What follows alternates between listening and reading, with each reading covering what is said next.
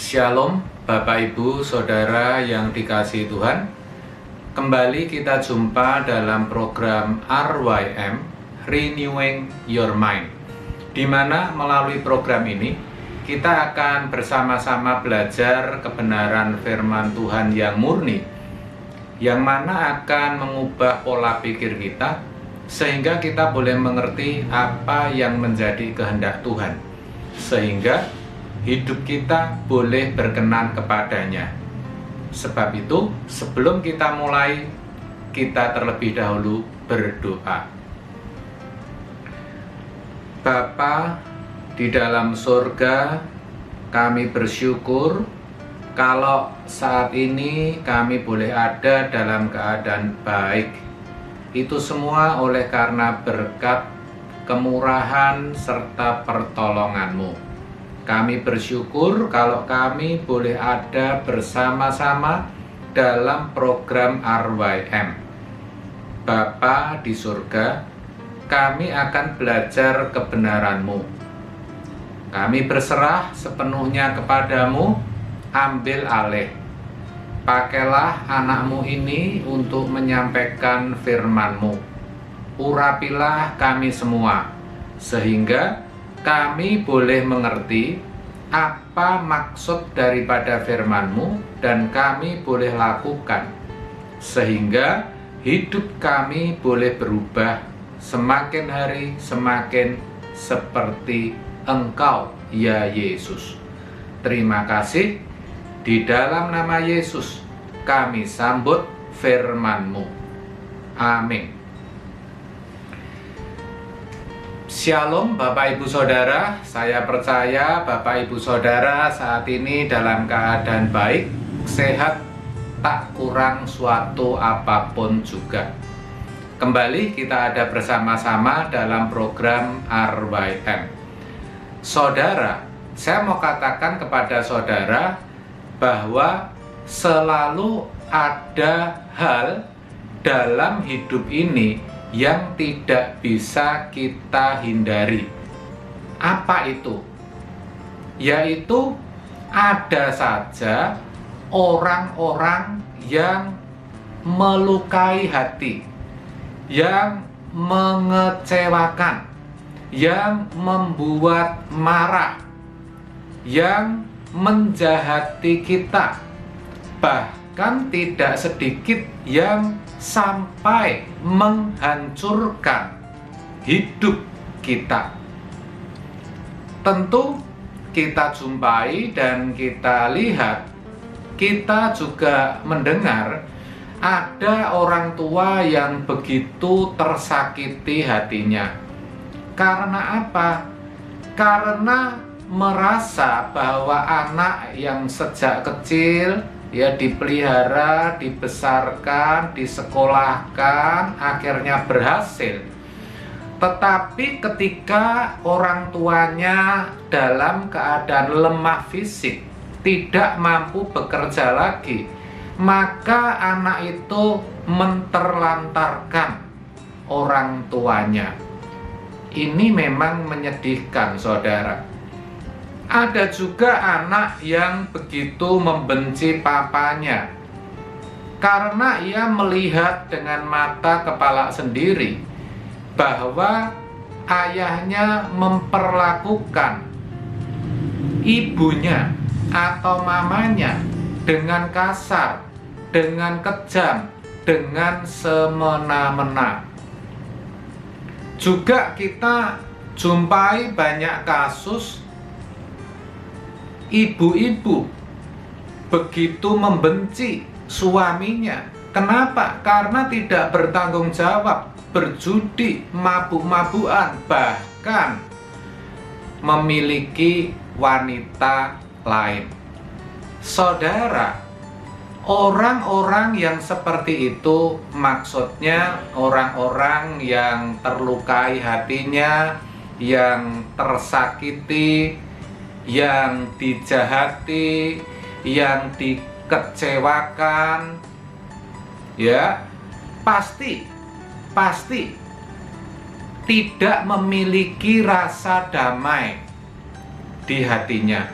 Yang ada apa? Yang ada pasti amarah, yang ada pasti kebencian, inginnya membalas, maunya orang-orang yang sudah menghancurkan, mengecewakan, melukai hidupnya mengalami satu celaka.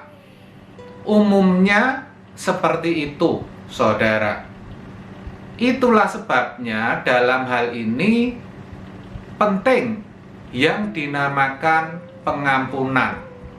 Bagaimana kita bisa mengampuni orang yang bersalah kepada kita. Saudara, itu yang namanya mengampuni itu kalau diucapkan memang gampang. Bahkan kalau kita memberikan nasihat kepada orang lain yang tersakiti, yang sedang mengalami hal demikian, itu mudah. Kita tinggal ngomong ampuni saja, lepaskan pengampunan. Tetapi kalau kita sendiri yang mengalaminya, saudara, harus diakui itu bukan satu perkara yang mudah, saudara. Sulit. Bahkan sangat sulit. Sekarang yang jadi pertanyaan, sebagai orang yang beriman, sebagai orang yang percaya kepada Kristus, bagaimana supaya kita bisa mengampuni, supaya kita bisa melepaskan pengampunan, sehingga hidup kita boleh mengalami damai sejahtera dan sukacita Allah itu. Nah, di sini akan saya sampaikan 4 hal yang bisa kita lakukan, saudara. Yang pertama, kita harus menyadari bahwa kita sendiri tidak bisa lepas yang namanya kesalahan. Semua orang tidak bisa melepaskan diri dari yang namanya kesalahan. Dan saya percaya kita pasti pernah melakukannya. Di dalam Mazmur 51 ayat yang kelima, pemazmur mengatakan, sesungguhnya dalam kesalahan aku diperanakkan, dan dalam dosa aku dikandung ibuku. Itu artinya apa? Kalau dikatakan dalam kesalahan aku diperanakkan, artinya begitu kita lahir ke dalam dunia ini, kita sudah memiliki potensi, kita memiliki kecenderungan untuk berbuat salah. Dan itu sesungguhnya merupakan buah daripada dosa. Makanya tadi dikatakan dalam dosa aku dikandung ibuku. Itu maksudnya, saudara. Tetapi ironinya, kebanyakan dari kita itu tidak menyadari akan kesalahan kita ketika kita berbuat salah. Itulah sebabnya Tuhan Yesus sendiri mengatakan dan mengingatkan di dalam Matius 7 ayat yang ketiga. Yesus berkata bahwa selumbar di mata saudaramu engkau melihat, sedangkan balok di matamu tidak engkau ketahui. Perkataan Yesus ini sungguh tajam dan dalam, saudara. Ini mengingatkan kepada kita bahwa kita seringkali tidak menyadari akan kesalahan kita.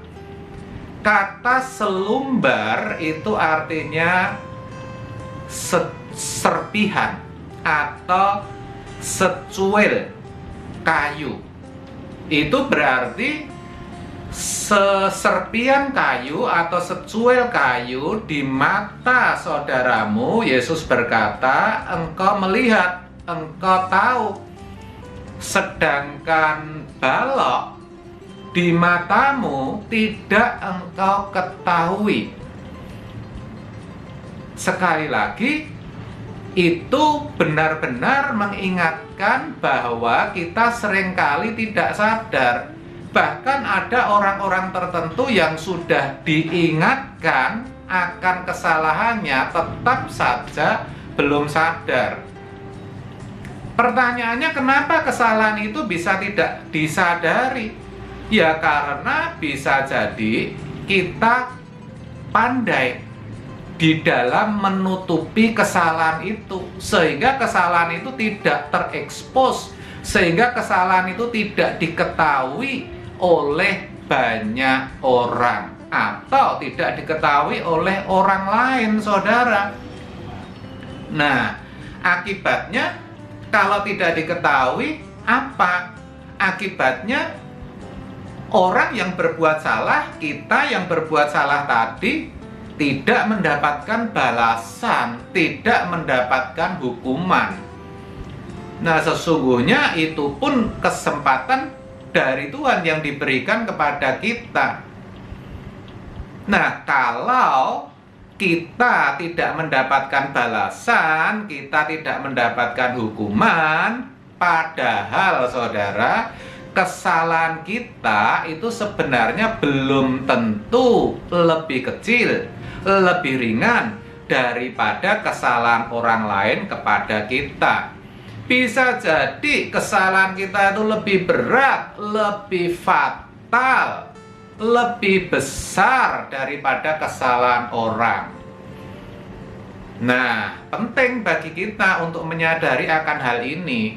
Kalau kita menyadari akan hal ini, bahwa tak seorang pun yang luput dari kesalahan, maka kita mestinya bisa mengampuni orang lain yang bersalah kepada kita. Kita bisa melepaskan pengampunan kepada orang yang mengecewakan, yang menjahati, yang menyakiti, bahkan yang menghancurkan hidup kita.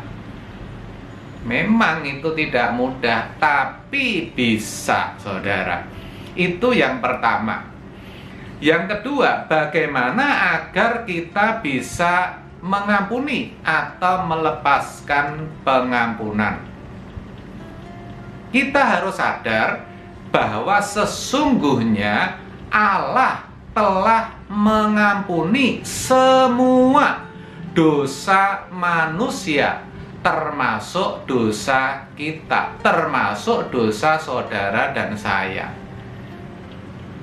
Allah mengampuni dengan cara Ia mengutus putranya yang tunggal, yaitu Kristus Yesus, untuk datang ke dalam dunia, untuk melakukan karya salib, dan oleh darahnya semua dosa manusia diangkut. Semua mendapatkan pengampunan atas segala kesalahan, atas segala dosa-dosa kita. Bapak, Ibu, Saudara, perlu kita tahu kalau Tuhan yang sejatinya memiliki kesempatan, memiliki hak, maksud saya, untuk menghukum manusia, tetapi Dia tidak lakukan. Tuhan memilih mengampuni. Itu jelas menunjukkan kalau kasih daripada Allah itu tidak hanya besar, tetapi sangat besar. Dan juga kasih daripada Allah itu tidak bisa dipengaruhi oleh apapun juga, oleh faktor-faktor lain di luar hakikatnya. Tidak bisa dipengaruhi oleh betapa besar kesalahan yang dilakukan manusia. Makanya di dalam Yesaya 1 ayat yang ke-18 dikatakan, meskipun dosamu merah seperti kirmisi, akan menjadi putih seperti salju. Meskipun dosamu merah seperti kain kesumba, akan menjadi putih seperti bulu domba. Sangat jelas bahwa pengampunan daripada Allah yang diberikan Allah kepada manusia itu tidak tergantung oleh faktor apapun, saudara. Ini penting untuk dihayati. Kenapa? Karena kalau kita mengerti betul akan hal ini, bahwa Allah tidak menghukum, maka seharusnya kita yang tidak punya hak untuk menghukum, kita yang penuh dengan kesalahan dan dosa, harusnya kita juga bisa mengampuni. Begitu, saudara. Saudara ingat bukan kisah perempuan yang hampir dirajam batu? Yesus berkata apa? Di akhir percakapannya, Tuhan Yesus juga mengatakan, "Aku juga tidak akan menghukum engkau. Pergilah dan jangan berbuat dosa lagi." Itu maksudnya Tuhan Yesus mengampuni perempuan yang kedapatan berzina tadi. Nah, saudara, coba renungkan baik-baik akan hal ini. Supaya apa? Supaya kita sadar bahwa kita itu tidak berhak untuk tidak mengampuni. Dengan kata lain, mau atau tidak mau, kita harus mengampuni. Itu yang kedua, saudara. Yang ketiga, bagaimana agar kita bisa mengampuni? Nah, Tuhan Yesus mengajarkan di dalam doanya, di dalam Matius 6 ayat 12. Ampunilah kami seperti kami juga telah mengampuni orang yang bersalah kepada kami. Itu artinya bahwa kita harus sadar kalau kita tidak melepaskan pengampunan, kalau kita tidak mengampuni, maka Tuhan juga tidak akan mengampuni kita. Itu maksudnya. Sekali lagi, dengan demikian maka kita harus tahu bahwa untuk mendapatkan pengampunan daripada Tuhan, kita harus mau mengampuni orang lain juga yang berbuat salah, yang melukai kita, yang mengecewakan kita, yang menyakiti kita, harus kita ampuni. Ya, betapapun itu besar kesalahannya, betapapun itu fatal kesalahannya. Karena sekali lagi, kalau kita tidak mengampuni mereka, kita juga tidak akan diampuni, saudara. Dan kalau kita tidak diampuni, wah, itu ngeri, saudara. Itu fatal. Karena Alkitab berkata, kita akan binasa. Binasa artinya kita tidak memiliki nilai sama sekali. Kita jadi manusia yang tidak berarti. Kenapa sampai tidak memiliki nilai? Kenapa sampai tidak berarti? Karena kita akan terpisah dari Allah selama-lamanya, kekal. Aduh, saudara, jangan sampai kita mengalami hal itu. Oleh sebab itu, kalau saat ini saudara masih memendam kebencian, masih memendam luka hati, segera saudara lepaskan pengampunan. Temui orang-orang yang menyakiti saudara, ampuni mereka. Atau kalau saudara tidak bisa menemui karena terkendala jarak atau sudah jarang bertemu, ya, tetapi hati saudara belum mengalami damai sejahtera karena saudara belum mengampuni, maka doakan mereka. Minta ampun kepada Tuhan. Ampunilah mereka. Begitu saudara. Itu yang ketiga. Yang keempat, apa saudara? Agar kita bisa melepaskan pengampunan. Yang keempat, kita harus selalu mengingat yang namanya murka Allah. Allah itu bisa murka loh saudara. Dan hal itu jelas digambarkan oleh Tuhan Yesus melalui satu perumpamaan yang menggambarkan tentang pengampunan. Di mana ketika hitung-hitungan ada seorang hamba yang memiliki hutang 10.000 talenta.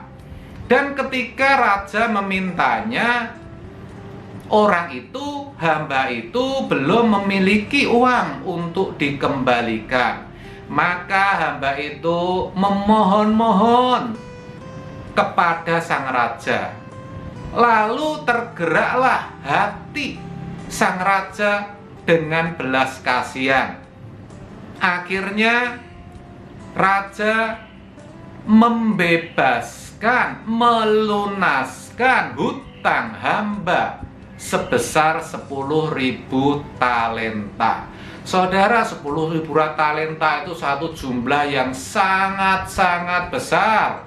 Ya, saya tidak akan memerinci saudara, tetapi gambarannya saja kalau upah UMR itu bisa harus dijalani sampai puluhan tahun untuk mendapatkan 10.000 talenta pada waktu itu. Tetapi apa yang terjadi saudara? Setelah hamba yang dilepaskan dari hutang-hutangnya ini keluar, dia bertemu dengan kawan hamba yang lain yang berhutang kepadanya 100 dinar. Nah, 100 dinar ini merupakan jumlah yang sangat kecil dibandingkan 10.000 talenta, saudara. Tetapi apa yang dilakukan oleh hamba yang sudah dilunaskan hutang-hutangnya tadi? Ya, ia mencekik hamba yang lain itu, mengancam, ya. Dia katakan bayar hutangmu. Nah, kemudian hamba tadi belum bisa membayar hutangnya. Lalu apa yang dilakukan hamba yang sudah dilepaskan hutangnya tadi? Ia memperkarakannya dan memasukkan hamba lain tadi yang kawannya sendiri itu ke dalam penjara, saudara. Akibatnya berita ini sampai kepada telinga raja. Lalu dipanggillah hamba yang sudah dibebaskan dari hutang-hutangnya tadi. Sang raja murka, marah. Lalu dia panggil algojo-algojo dan diserahkannya hamba tadi kepada sang algojo-algojo tadi sampai lunas hutang-hutangnya. Lah, ini mengerikan. Dari kisah ini kita bisa tangkap apa, saudara? Kita bisa tangkap bahwa Allah itu bisa murka. Oleh sebab itu kita harus sadar, kalau Allah telah mengampuni kita, kita pun juga harus mengampuni orang lain. Itu yang Allah kehendaki, itu yang Allah mau. Jangan sampai saudara kita jatuh ke tangan para algojo Allah. Jangan sampai kita kelak dibuang di api kekal. Oleh sebab itu, masih ada kesempatan, belum terlambat saudara. Selagi saudara masih ada di dalam dunia ini, ya, lepaskan pengampunan, lepaskan pengampunan. Saudara, jadi sekarang jelas bukan? Bagi setiap kita orang percaya, tidak ada alasan lagi untuk tidak bisa mengampuni, ya. Mau tidak mau kita harus bisa untuk mengampuni. Dan mengampuni itu juga harus mengampuni dengan cara yang benar. Maksudnya apa, Pak? Maksudnya mengampuni itu juga melupakan. Banyak orang berkata, aku sudah mengampuni, tetapi belum bisa melupakan. Nah, melupakan di sini artinya apa? Bukan melupakan peristiwa itu. Tentu peristiwa itu tetap ada dalam ingatan. Apalagi kalau luka itu dalam, saudara pasti ingat. Aku dulu pernah hidupku hancur gara-gara orang ini, itu tetap ingat. Tetapi yang namanya melupakan itu tidak mempersoalkannya lagi. Itu pengampunan yang benar. Jadi ketika kita bertemu dengan orang yang bersalah kepada kita, yang telah melukai kita, yang telah mengecewakan kita, kita tidak mempersoalkan lagi. Hubungan kita biasa, saudara. Begitu maksudnya. Dan saya percaya kalau saudara lakukan ini, saudara perjuangkan, maka tadi seperti di awal saya katakan, ya, damai sejahtera yang hilang, ya, itu akan saudara peroleh kembali. Saudara akan memiliki hati yang tentram dan damai. Dan itu sangat kita butuhkan tentunya, dan itu sesungguhnya yang kita harapkan. Betul? Amin. Tuhan Yesus memberkati. Nah, seperti biasa, untuk meneguhkan kebenaran ini, saya ajak saudara memujikan satu pujian, ya. Sejauh timur dari barat, Engkau membuang dosaku. Tiada kau ingat lagi kesalahanku. Jauh ke dalam tubir laut, Engkau melempar dosaku. Tiada kau ingat lagi kesalahanku. Betapa besar kasih pengampunanmu, Tuhan. Tak kau pandang hina hati yang hancur. Ku berterima kasih kepadamu, ya Tuhan. Pengampunan yang kau beri, pulihkanku. Betapa besar kasih pengampunanmu, Tuhan. Tak kau pandang hina hati yang hancur. Ku berterima kasih kepadamu, ya Tuhan. Pengampunan yang kau beri, pulihkanku.